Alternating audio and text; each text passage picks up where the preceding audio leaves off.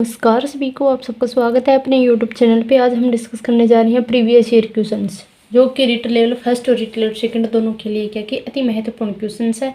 आज हम करेंगे साइको के, क्योंकि अधिकतर बच्चों की क्या है कि साइको के जो मोस्ट इम्पोर्टेंट टॉपिक्स है वो क्या है कि कंप्लीट नहीं हो पाए क्योंकि समय की कमी के कारण। लेकिन उन सब के लिए क्या है कि जो मोस्ट मतलब इम्पोर्टेंट क्वेश्चंस है सिर्फ ओनली मैं वो ही करवाऊंगी, और जितना हो उसके उतना क्या कि आपको प्रीवियस ईयर क्वेश्चंस मिले। आप क्या कि अंतिम अब 15 दिन बचे, इन 15 दिनों में जितना हो उसके उतने क्या कि आप प्रीवियस ईयर क्वेश्चंस करो।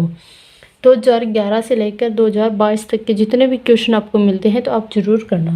आज का क्वेश्चन पहला कौन सा हमारा, एक बच्चा जो आंशिक रूप से देख सकता है बिना किसी विशेष प्रावधान के, उसे नियमित विद्यालय में डालना चाहिए। उसे शिक्षा नहीं देनी चाहिए क्योंकि वह उसकी किसी काम नहीं आएगी। उसे अलग संस्थान में डालने की आवश्यकता है। विशेष प्रावधान करते हुए उसे नियमित विद्यालय में रखना चाहिए। तो इसका राइट ऑप्शन कौन सा रहेगा, डी। कौन सा है, डी। क्या पूछा गया यहाँ पे कि एक बच्चा जो आंशिक रूप से देख पाता है, आंशिक रूप से देख पाता है तो उसको क्या कि विशेष प्रावधान करते हुए उसे नियमित विद्यालय में ही क्या रखा जाना चाहिए। फिर नेक्स्ट क्वेश्चन है, शिक्षण प्रक्रिया में विद्यार्थी है आश्रित, स्वतंत्र चर, मध्यस्थ चर, इनमें से कोई नहीं।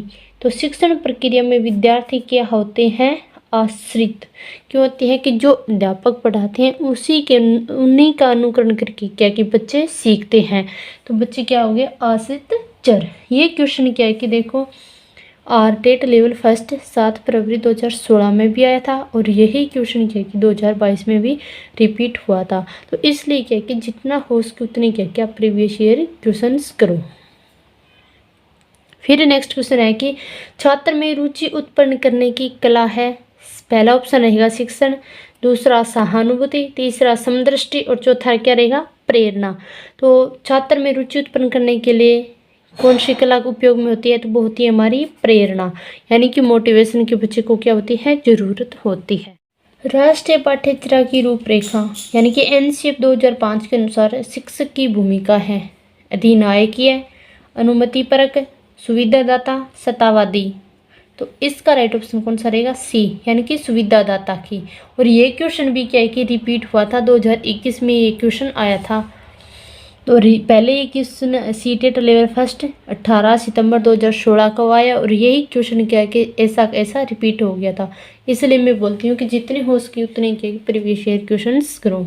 फिर नेक्स्ट क्वेश्चन है कि एनसीएफ 2005 बल देता है रटने पर, करके सीखने पर, समस्या हल करने पर, और सभी। तो एनसीएफ 2005 सबसे अधिक बल देता है, तो वो किस पे देता है, करके सीखने पर। यानी एनसीएफ 2005 के सबसे अधिक बल देता है करके सीखने पर, क्योंकि जो भी चीज़ें किसी बच्चे को सिखाई जाती है बच्चे से कह के खुद से करवाई जानी चाहिए। इसी पर क्या है कि एनसीएफ 2005 सबसे बल देता है कि जितना हो सके बच्चे से खुद से करके देखो, करवा के देखो। फिर नेक्स्ट क्वेश्चन है कि एनसीएफ 2005 में कला शिक्षा को विद्यालय में जोड़ने का उद्देश्य है, यानी कि एनसीएफ 2005 में कला शिक्षा को विद्यालय में जोड़ने का क्या मुख्य उद्देश्य है, सांस्कृतिक विरासत की प्रशंसा करना, छात्रों के व्यक्तित्व और मानसिक स्वास्थ्य को विकसित करना। केवल ए सही है और दोनों ए और बी दोनों सही है। तो इसमें क्या कि सांस्कृतिक विरासत की प्रशंसा करना और छात्रों के व्यक्तित्व और मानसिक स्वास्थ्य को विकसित करना। तो ऑप्शन कौन से, पहला और दोनों ही सही है। और ये क्वेश्चन क्या कि रीट लेवल सेकंड 7 फरवरी 2016 को आया था। फिर नेक्स्ट क्वेश्चन है कि जब किसी विद्यार्थी की गणित के प्रति सकारात्मक अभिवृत्ति रहे तब वह अपने गणित अध्यापक को पसंद करता है, वह गणित विषय की परीक्षा देना पसंद करता है, वह उन विद्यार्थियों की संगत पसंद करता है जो गणित में अच्छे हो।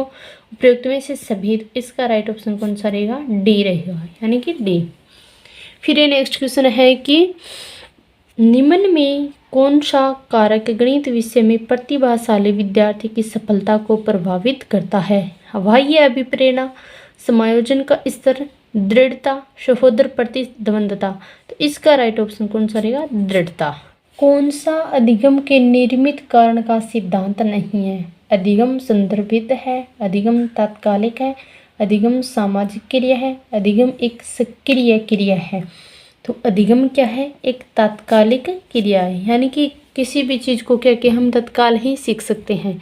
फिर नेक्स्ट क्वेश्चन है कि वैज्ञानिक पूछताछ मॉडल यानी कि प्रतिमान के प्रतिपादक है Joseph J Schwab, Jerome S Bruner, Richard Suchman, Hilda Taba. तो कौन है? रिचर्ड सचमैन है। प्रत्येक व्यक्ति का कार्य निश्चित योग्यताओं का प्रतिबिंब होता है। किसी विशेष कार्य को करने में व्यक्ति अपनी समस्त मानसिक योग्यताओं में से कुछ को प्रदर्शित के रूप में चुनाव कर लेता है। तो यह सिद्धांत किसने दिया है? तो ये क्वेश्चन क्या है कि 2022 में आया हुआ क्वेश्चन है।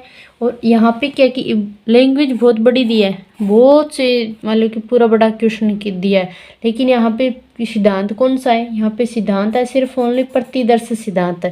यहाँ पे पूछा है कि प्रतिदर्श सिद्धांत के प्रतिपादक पूछा है यहाँ पे, यानी कि प्रतिदर्श सिद्धांत है वो किसने दिया है। तो इतने बड़े क्वेश्चन में से सिर्फ आपको कि यही चीज़ याद रखनी है कि प्रतिदर्श सिद्धांत किसने दिया है? थॉर्नडाइक ने, थर्स्ट ने, गिलफोर्ड ने, थॉमसन ने। तो प्रतिदर्श सिद्धांत किसने दिया था? थॉमसन ने दिया था। और कब दिया था? 1916 में। और प्रतिदर्श सिद्धांत किसके लिए दिया था? ये प्रतिदर्श सिद्धांत वो क्या है? बुद्धि का सिद्धांत है। तो इसलिए मैंने बोला था कि जितने भी बुद्धि के सिद्धांत हैं उन सिद्धांतों के प्रतिपादक आप जरूर याद कर लेना। यहाँ पे सिर्फ ये चीज़ पूछी गई है। क्वेश्चन तो भले ही कैसे घुमा फिरा के देता हूँ, लेकिन पूछो यहाँ पे दी गया है कि प्रतिदर्श के रूप में चुनाव कर लेता है। तो यह सिद्धांत किसने दिया है? तो प्रतिदर्श सिद्धांत है, ये किसने दिया था? थॉमसन ने। तो इस प्रकार के क्वेश्चन क्या कि अधिकतर पूछे जाते हैं। ये क्वेश्चन देखो, एनसीईआरटी 2005 के अनुसार एक शिक्षक की भूमिका होनी चाहिए। और यही क्वेश्चन क्या है कि मैंने अभी से 1 मिनट पहले करवाया था। तो वो क्वेश्चन, यही क्वेश्चन किस में पूछा गया था? सीटेट लेवल फर्स्ट, यानी कि 18 सितंबर 2016 को पेपर हुआ था, उसमें यही क्वेश्चन पूछा गया था, यानी कि अध्यापक की क्या भूमिका है। तो वहाँ पे ऑप्शन थे मान लो कि अधिनायक, सुविधादाता, अनुमतिपरक, सत्तावादी। तो यहाँ पे क्या है कि भले ही ऑप्शन कैसे भी दे, अध्यापक की भूमिका क्या होती है? सुविधादाता होती है। इसलिए क्या कि जितने भी हो सके उतने प्रीवियस ईयर क्वेश्चन करो, भले ही एसटेट हो, सीटेट हो, यूपीटेट हो, कोई भी टेट हो। तो यहाँ पे क्या कि एनसीईआरटी 2005 में शिक्षक की भूमिका सुविधा प्रदाता, सरलीकरणकर्ता, मार्गदर्शक व उत्प्रेरक की होती है। तो इसलिए क्या कि जितने हो सके आप ये शब्द भी याद कर लेना, यानी कि सुविधा प्रदाता, सरलीकरणकर्ता, मार्गदर्शक व उत्प्रेरक की होती है।